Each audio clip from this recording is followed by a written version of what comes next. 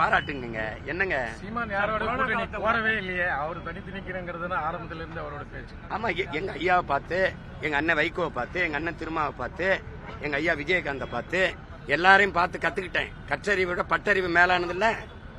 22 நாடுகளை எதிர்த்து சண்டை போடும்போது என் தலைவன் எந்த நாட்டிலையும் ராணுவ உதவி கேட்கல, தனியா ஒத்தையாளன்னு தான் சண்டான்.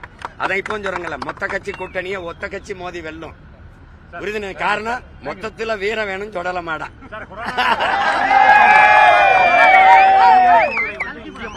தயாரா இருக்கணும் அப்படின்னு சொல்லிட்டு மோடி பேசியிருக்காரு. கொரோனா காலத்தோட கடுமையான சூழ்நிலை வந்து இந்த மக்கள் எதிர்கொள்ள தயாரா இருக்கணும், அப்படி ஒரு சூழ்நிலை இருக்குன்னு சொல்லிட்டு பிரதமர் மோடி பேசி சூழ்நிலையை தரப்போறது அவங்க தானே. அவங்க இந்த தேர்தலை எதிர்கொள்ள நம்ம தயாரா இருந்துக்கணும்.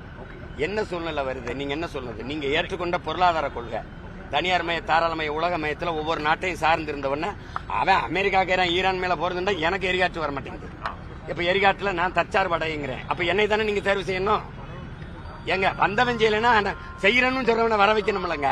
அதை விட்டு நீ அவர் சொல்றாரு இவர் சொல்றாருன்னா இந்த பேரிடர் காலம். இப்ப சிலிண்டர் இல்ல, இப்ப எரிபொருள் தட்டுப்பாடு, பெட்ரோல் டீசல் என்ன வண்டியை விட்டுட்டு இப்ப தொடச்சிட்டு சும்மா சைக்கிள் தான் போண்டிதான். மறுபடியும் சைக்கிள் நான் கூட சைக்கிள் ஓட்டு கேட்க போலாமான்னு கூட இருக்கேன். தயாரா இருக்கணும்னு சொல்லிட்டு பிரதமர் மோடி சொல்லியிருக்காரு. இருக்கும், தயாரா இருக்கும், ரொம்ப தயாரா இருக்கும்.